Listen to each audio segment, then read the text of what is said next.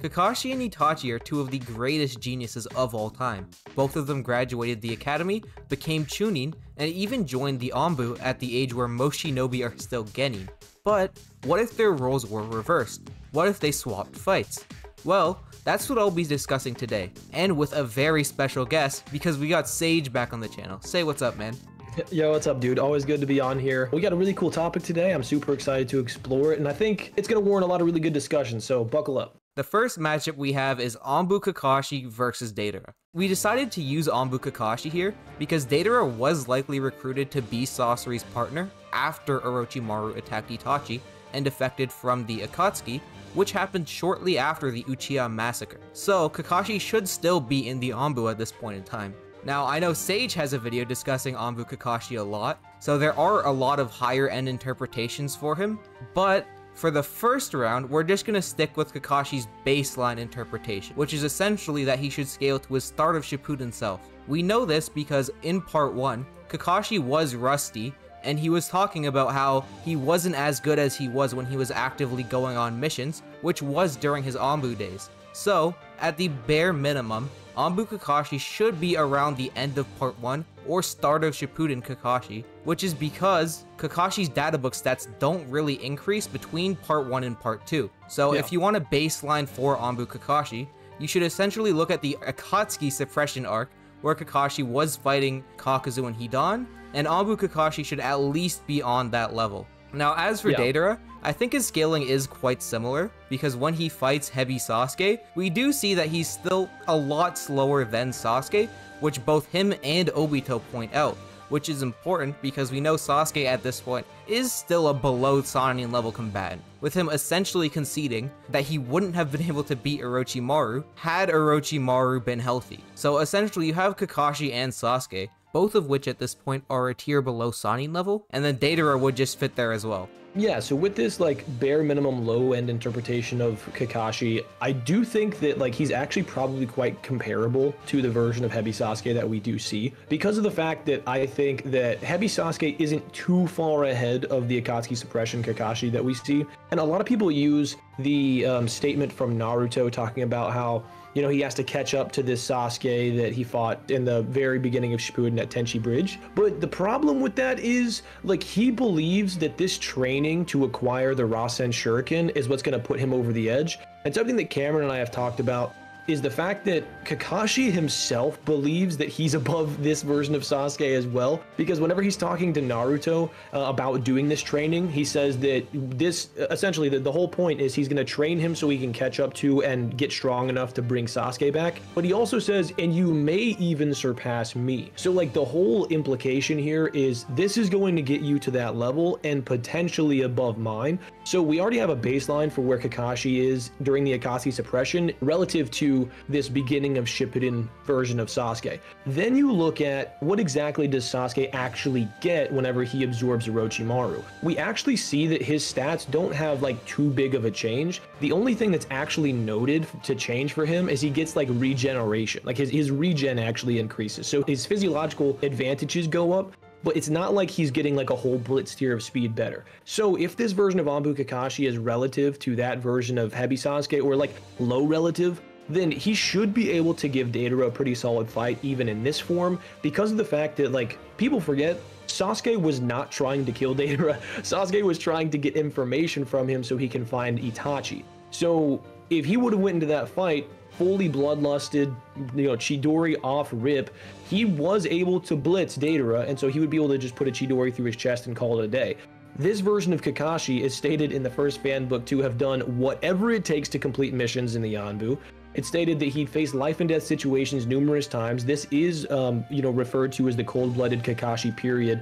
So I don't see a scenario in which he's sent to kill this guy and he doesn't just immediately pull a Raikiri off rip.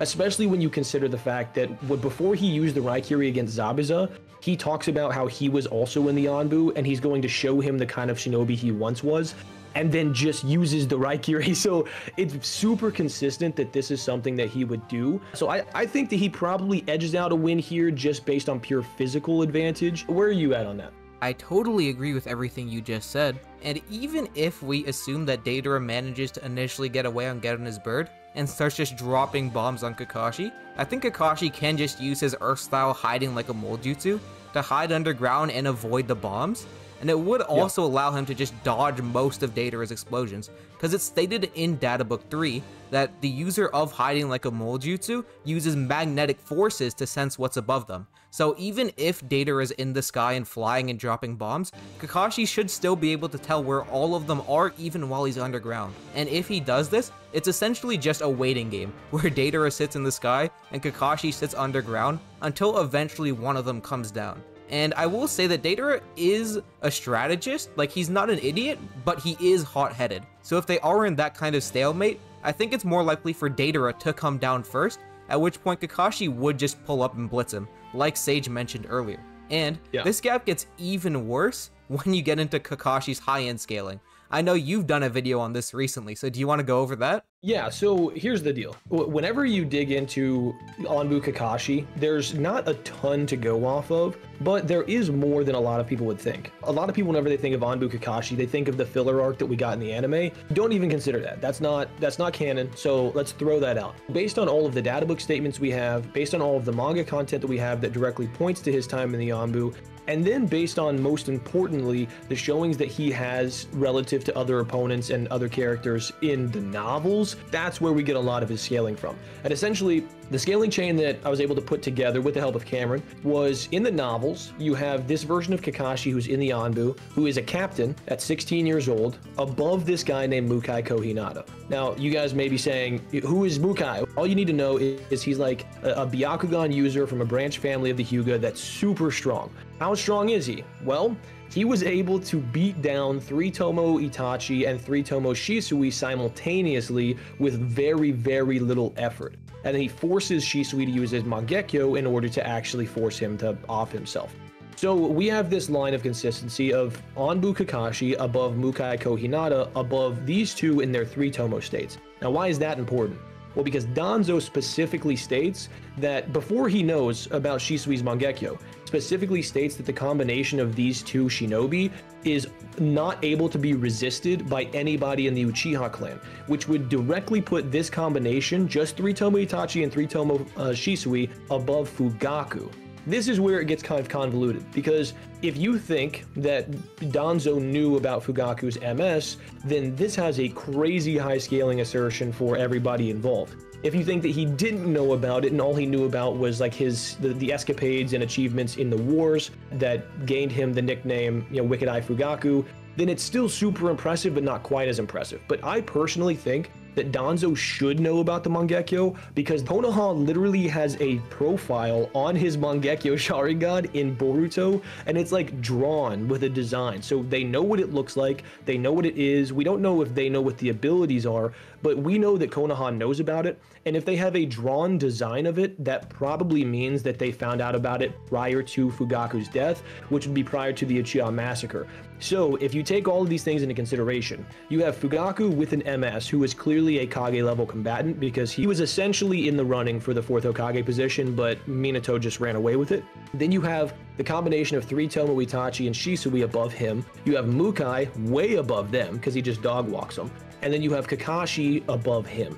So if you take all of these things into consideration, you have a combatant who's easily high Kage tier and should be able to combat basically anybody in the verse at that time outside of just crazy hacked individuals. And I just personally don't think that Deidara is on that high Kage tier of combatant, because I don't think that Heavy Sasuke is at that high Kage tier, and he's just clearly above Deidara. Like, where do you feel on that? Yeah, don't get me wrong, Sasuke is strong, but to say he's already caught up to Fugaku at this point isn't really narratively consistent, especially if you take into account that Fugaku had an MS, because by virtue of being a candidate for Hokage, he should probably just be beyond Sasuke at that point in time. So I think we could say if you go with like the mid-ish end interpretation for Anbu Kakashi, he takes it like 7 to 8 times out of 10, and then if you go with like the high-end Kage level interpretation, I would say it's close to like 9 to 10 times. What about you?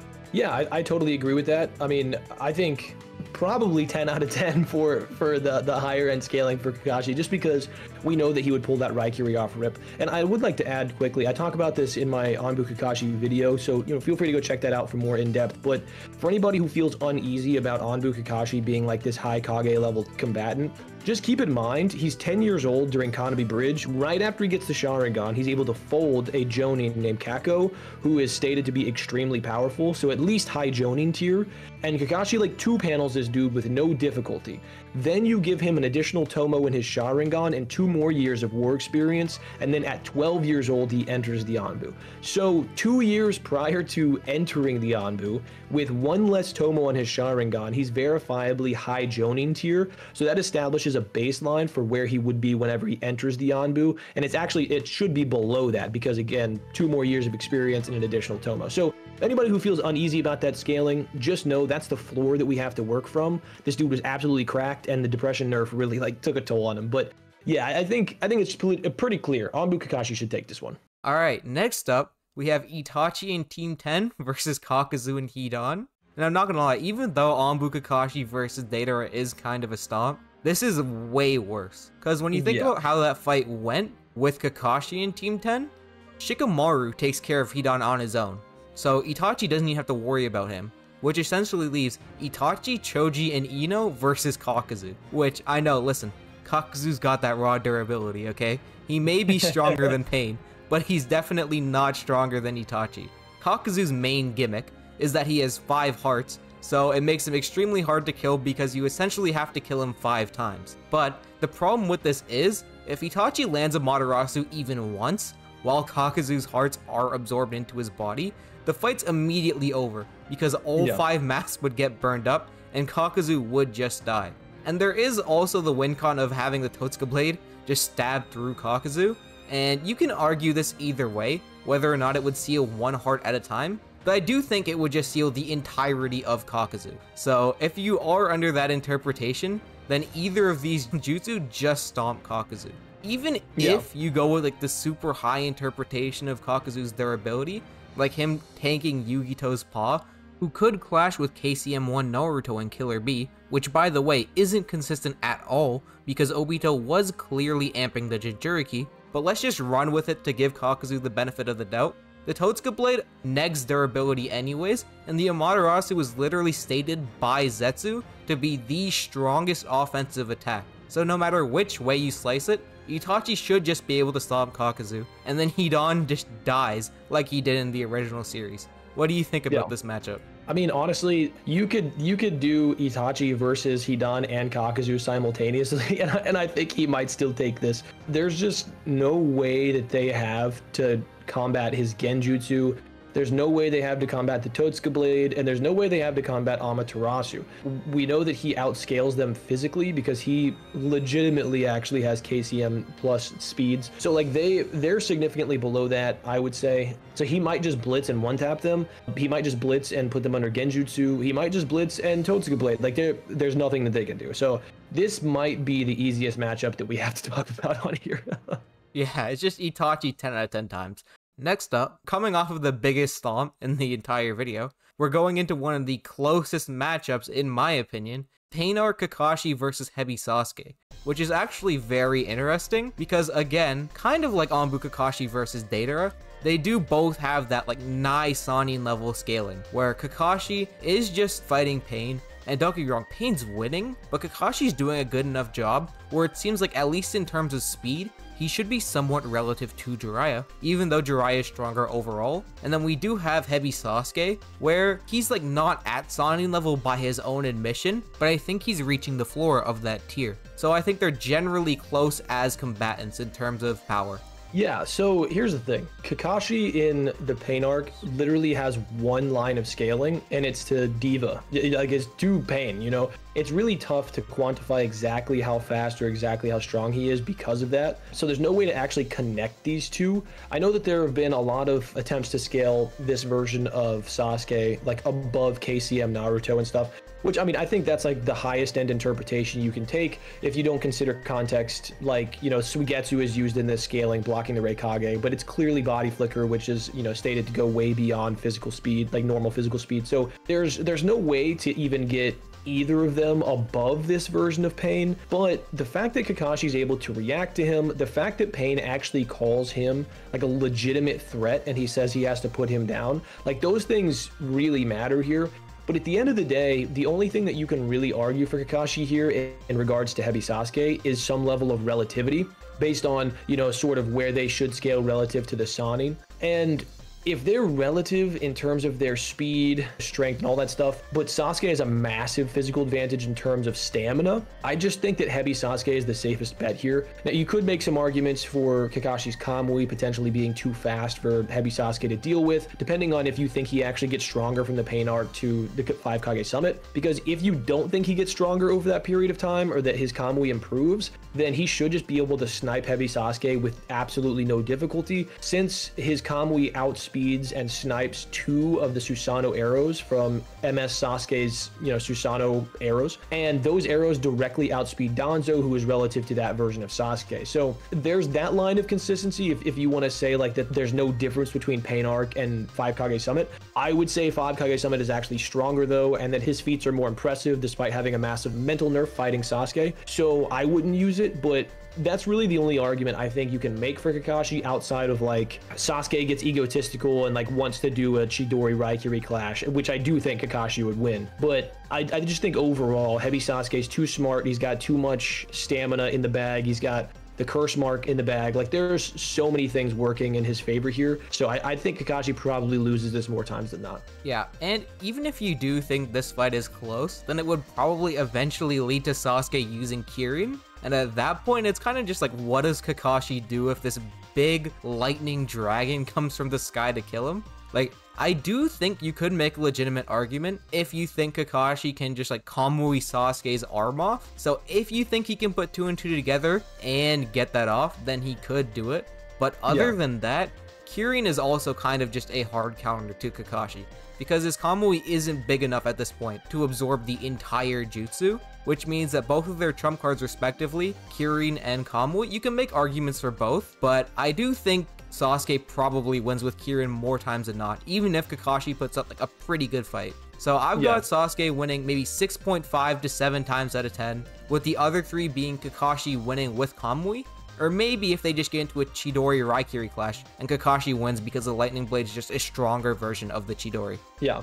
Next up, we have Itachi, Choza, and Choji versus the Diva and Ashura Paths of Pain. Now, under normal circumstances, when we talk about Itachi versus Pain, I think Itachi is stronger than Pain in terms of physical stats, but Pain should still win by outlasting him and taking advantage of his bad stamina. However, when it's only the Diva and Ashura Paths, the argument for Pain gets a lot weaker, because now Itachi only has to kill 2 of them to get the W. And I think he should be able to deal with the Ashura Path first pretty easily. So there are a lot of arguments for Pain's speed, but I do think no matter what, he's still relative to Sage Mode Naruto in terms of combat speed, which is pretty bad because Itachi was just scrapping with KCM1. And there is the question of like, did Itachi get stronger as an Edo? Personally, I think he did. I don't know if he could just maintain KCM level speeds for the whole fight, but I do think it's fair to say that Itachi should be able to move that fast in short bursts, but he just can't maintain it. And if we are under that interpretation, the Ashura Path is pretty much going to go down immediately, because even though it's physically strong, like an Amaterasu or the Susanoo should probably just one-tap it, as Sage Mode Naruto's Rasengan did the same thing, which does kind of leave, okay, now we're at Diva Path alone versus Itachi. And if this were to happen, I think it is consistent if we restrict the other paths for Nagato to just put all of his chakra into Diva. So how would you feel about like full power Diva Path versus Itachi? Yeah, the problem with like Tendo Pain versus Itachi is Itachi's smart enough to figure out the 5-second cooldown, and as soon as he figures that out, which I think would happen relatively quick, it's clipped, like it's over. You know, there's just nothing that he can do against somebody who has a far superior intellect, who has a wide enough arsenal and hacks enough arsenal to actually put him down if he, you know, is able to figure out the 5-second timer, which he would be able to. And you also like have to consider the way that we see Itachi fight against Sasuke is not how he would normally fight. We get that from Zetsu. We see him fight more akin to how he would normally fight actually against the Jonin in part 1. using the explosive shadow clones, using, you know, a wide range of ninjutsu, the way he fought against Kakashi as well, with the 30% clone, like strategically kind of placing things throughout the battle to catch his opponents and, you know, tricky genjutsu and stuff. Like, there's a bunch of different things that Itachi does in his fights to sort of catch his opponent lacking. And so I think that once he figures out the 5-second timer, it's only a matter of time before he gets a strategy put together to counter that and really land a killing blow. I also think, like Cameron was saying, the fact that Itachi is more so a rival to a full power Pain, it's just enough for me to be like, okay, if he can arguably take on all 6, I think Pain beats him. I think he outlasts him because of how massive Nagato's chakra reserves are and how varied and versatile his arsenal is. But the problem is, Itachi's a rival to full power Pain. No, not these two paths. So I don't really think there's an argument for Pain here. I think that he probably gets beat up pretty badly. This one should be pretty clear for anybody listening. Yeah, especially since Pain's only real win con here is Chibaku Tensei, but just think what's happening first. Itachi choosing to use the Totsuka Blade to stab Pain, or Pain using the Chibaku Tensei. Like, I think the former is more likely to happen, just because Pain only pulls out Chibaku Tensei as a very last resort. Even when he was fighting Sage Mode Naruto and conceded, like, yeah, this is the farthest I've ever been pushed, he still didn't bring out the Chibaku Tensei. So it is kind of just like, okay, realistically, Itachi is just getting off an unironic Totsuka Blade GG before Pain goes for the Chibaku Tensei. Well, it's also worth noting too, like, Chibaku Tensei is a sealing jutsu, like that's what it's used for. And so he used it against Naruto because they're trying to seal the Nine-Tails, like capture the Nine-Tails and take him with them to go seal him away in the Ghetto Mazo. Like there's an argument to be made that he wouldn't even use it against Itachi because it expends so much energy, and we know that there's a decent chance that it wouldn't work. We know that Itachi should be able to figure out how to counter it. There's just a bunch of different things that would be working against him here if he uses it. So I don't even know if he would ever use it. And if he does, I just see Itachi coming up with a strategy to counter it, you know? So yeah, I think Itachi wins this. All right, second to last fight is actually probably the most interesting in the entire video. We got Warrior Kakashi and EMS Sasuke versus Kabuto. The reason why this fight is so interesting is because Kakashi and Sasuke will act very differently from Itachi. Itachi was consistently ordering Sasuke not to kill Kabuto because he had the Izanami, right? He knew he could convince Kabuto to release the Edo Tensei. But since Kakashi and Sasuke don't have that genjutsu, it's possible that they'll just try to go for the kill. Because Sasuke stated on like 3 occasions, hey, let me kill Kabuto, we gotta get rid of this guy. And Itachi kept insisting like, no, we need him alive, I've got a way for him to release Edo Tensei. But since they don't have Izanami in this situation, I do think Kakashi would just be on board with killing Kabuto. Because at this point, I don't think Kakashi could talk no jutsu Kabuto. Like, I don't even think Naruto could do that. So they're gonna have to be going for the kill. And when they do, it makes this whole thing a lot more interesting. Do you want to go into how this matchup plays out? Yeah, I think the fact is, like, Kabuto is going to talk the same trash he did before. Basically, say they're going to be like, we're here to, you know, break the Edo Tensei. And be like, well, you can't. I'm the only one that can do it. And even if I die, it doesn't get broken. And I think Kakashi and Sasuke, both being highly intellectual individuals, would be like, welp, I don't have anything in my arsenal to force him to do this. Do you have anything? Nope. Okay, cool. Well, we'll kill you. And then just let the Edo Tenseis be on autopilot, and we'll just, you know, let the Shinobi Alliance handle those and seal them up. Like, we have thousands of sealing Shinobi all over the battlefield right now, prepared to seal away these Shinobi. So yeah, you know, there would be a few more casualties, but at the end of the day, I think Kakashi and Sasuke would both look at it like, is it more beneficial for us to risk our lives to even more by trying to, you know, try to trap this guy and force him into breaking the Edo Tensei, and then, you know, the Shinobi Alliance loses us? Or does it make more sense for us to just kill him here and then go help out the rest of everybody else with sealing away the Shinobi? Like, I think it's pretty clear, and I'm actually going to be doing a Warrior Kakashi versus Kabuto video in the not so distant future. and I think it's actually close, like 1v1 with them in terms of like, you know, to the death. So I would say that Kakashi and Sasuke should win this pretty definitively. Now, I will say, if you want to make the argument that maybe Sasuke could use a genjutsu against him to like force him to break the Edo, Tensei, or whatever, like that's fine too, because there is a databook statement that talks about how his genjutsu and ninjutsu have, you know, surpassed Itachi's or are surpassing Itachi's. So I think like that's a fair statement, but it's like the Izanami was so broken because he didn't require eye contact. He could just pour his chakra in through like physical touch. And so since they don't have anything like that in their bag, I see it being more likely that they just take him on, you know, try to get him removed from the equation, and then they go out and handle business. Yeah, I entirely agree. Like, the only counter argument you can make to Sasuke's genjutsu is that Kabuto can turn himself blind. But the problem is, if Kabuto decides to do this, then he won't see Kamui coming. So he just gets instantly killed by Kamui if he's blind, but if his eyes are open, he'd probably just get genjutsu'd by Sasuke. Because he does concede that Sasuke and Itachi can put him under genjutsu. That's why he fights blind the whole fight. So we know that it definitely does work on Kabuto. So we're in a situation where like, he's damned if he keeps his eyes open, because Sasuke puts him under genjutsu, and he's dead if he blinds himself, because then Kakashi will be able to catch him off guard with Kamui. So no matter which way you slice it, it does seem like Kakashi and Sasuke have the edge here, because they do just kind of counter Kabuto's vision. There's nothing he can really do here. It's either genjutsu or Kamui GG, and he can't do anything to avoid it. What do you think about that? Yeah, no, I totally agree. And I also think, like, whenever we talk about Kabuto's other abilities, like, his liquefaction gets hard countered by both of them because of their lightning style. You know, I think the Tayuya Sage Enhanced Genjutsu gets countered the same way it got countered before, by them casting Genjutsu on each other to break themselves out of it. You know, you have all the different Sound 4 abilities, like with the bone, or Sound 5, I guess, with bones and everything. Like, it's just not going to matter whenever you have these two combatants that should physically scale to or above him. And you also have, like, this is something that people don't bring up a lot, is Kakashi's Kamui scales to his perception, right?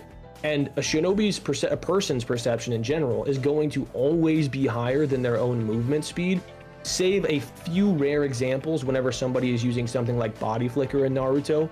But your general like combat speed is going to be below your perception speed, because you have to be able to perceive what you're doing, right? Like that's the danger of doing the Chidori, is you're running so fast, you know, at this maximum speed that you get tunnel vision and you can't ascertain, you know, the counterattack. But your general combat speed is going to be below your perception. If Kamui's based on his perception, that just means that his Kamui is above his general combat speed. So if his combat speed scales to Kabuto's combat speed, which I think is consistent, they're right around that, you know, KCM 1.5 level of speed, then you have a scenario in which he might just be able to blitz him with Kamui, especially if we take like late war Kakashi into effect, pre-DMS of course, but you know, late war that was able to, you know, outspeed 8th Gate Guy's 5th Step Sekizo with a Kamui Warp. So I just don't see a way that Kabuto wins this. He might be able to get lucky and, like, you know, land a Genjutsu and then attack them with the bones before they can, you know, break out of it. But that's just not how Kabuto fights. He's incredibly cocky and arrogant. And so I just think that that's going to be his downfall against two highly intellectual and capable combatants. Yeah, I entirely agree. So generally, Kakashi and Sasuke should win the larger majority of the time,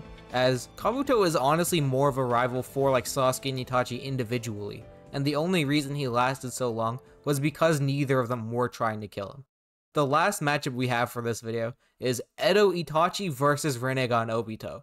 Now, so far, a lot of Itachi's fights have been pretty easy, but in this one, he's going to be fighting for his life. Because as Sage mentioned earlier, Itachi does have legitimate KCM 1 level scaling. In fact, he was keeping up with him with his 3 Tomo Sharingan. However, Obito is consistently able to combat KCM 2 Naruto. He's able to tank an Otama Rasengan to the face from a KCM 2 clone, along with taking a headbutt from the real Naruto, and his wood style was capable of tagging Naruto as well. So no matter which way you go about it, Obito is just a KCM 2 rival, which is consistent with Minato saying that Naruto needed to master the full 9 tails to beat Orange Mask Obito, which Kurama actually confirms was KCM 2. So this would mean that Orange Mask Obito should be in between KCM 1 Naruto and KCM 2, sort of similar to Itachi scaling, but once he gets the Rinnegan, he does kind of just eclipse this entirely. Yeah, the thing is, like, there are two different scenarios we can have here. We can have Obito with the 6 Bijou, which is bad, or we can have Obito without the 6 Bijou, which is bad. Now, if we're just placing him in Kakashi's place in the Kamui dimension, then that is a lot closer because of the fact that, like, he's not able to actually use Kamui there. But the thing is, like, why would he do that? You know, like, why would he go into the Kamui dimension with this guy who he outright stated, like, if this guy knew all of my abilities, he could have killed me? Now, obviously, that's probably in reference to him, like, planning something, like putting together some sort of elaborate scheme to take him down, like he tried to do with the Amaterasu. But the thing is, like, why would he go into the Kamui dimension to face off against Itachi if he knows that that just, like, takes away his main defensive ability of being able to dodge everything Itachi throws at him? Like, let's just go through, like, Itachi's arsenal and see what actually might stick. Amaterasu, we know without a shadow of a doubt, according to the data books, that he's able to phase through that. We know that, so that's off the table. We know that none of his fire style is going to work. He's going to phase through it. His Genjutsu shouldn't work because Obito was able to control the full Nine Tails with his base Sharingan. And then it's later stated that nobody alive in the world can control the full Nine Tails. That would include Itachi with his Mangekyo Sharingan. So the fact is, like, Genjutsu, Amaterasu, fire style, none of those are going to work. Now, there is a discussion to be had about whether or not the Totsuka blade could work, but I personally think that it would be phased through as well. Cameron, you want to kind of go over why, like, where we're at on that? Yeah, so a lot of people do use this statement from Zetsu, that the Totsuka blade has no physical form, to say, like, well, since the Totsuka blade isn't physical, Kamui wouldn't be able to detect it and it would just stab Obito. But the problem is, when you look at the context of that Zetsu statement, he's talking about how no one has managed to physically find the Totsuka blade. And in that context, he's not saying, like, the Totsuka blade just doesn't exist as a physical object. We clearly see it does when he stabs Orochimaru and he bleeds. The actual context of that statement was that no one was able to physically find the legendary Totsuka blade because it was actually a part of the Susanoo the whole time. So it isn't just like it has no actual physical form. We see blood dripping down the sword, so it's physically interacting with other objects. It's just that it can't be physically found because it's a part of Itachi's kit. Yeah, if somebody wants to argue that it is non-physical, please explain to me how whenever it stabs Orochimaru, that number one, it does physical damage to him, and number two, blood is running down it. Like, that doesn't make any sense at all. So yeah, I would say that, like, there are definitely spiritual properties to it because it is called a spirit weapon, you know. Maybe it's made, you know, mostly of spiritual energy and then partially of physical energy. I don't know exactly what the compositional breakdown of it is, but the fact is there's no way to argue that it doesn't have physical properties because we see it having physical properties. Therefore, it should be able to be phased through. So I would say that that probably is totally countered as well, which leaves Itachi with, like, maybe some clever schemes to counter Kamui or something. But the problem is, like, so if we're doing Orange Mask Obito versus Itachi, I can understand when people are like, Obito doesn't have crazy win cons either, because if he goes to use Kamui, you know, Itachi uses an explosive clone, just like how Konan used the explosive tags. So whenever he goes to warp away the clone, it explodes and harms him. Like, that's a real counter to that. You could also say that he just uses the Susanoo to expand, you know, because, like, we know that whenever Sasuke used the Susanoo against Danzo, that what ends up happening is it, like, pushes him back. So you could say that's a counter to it as well.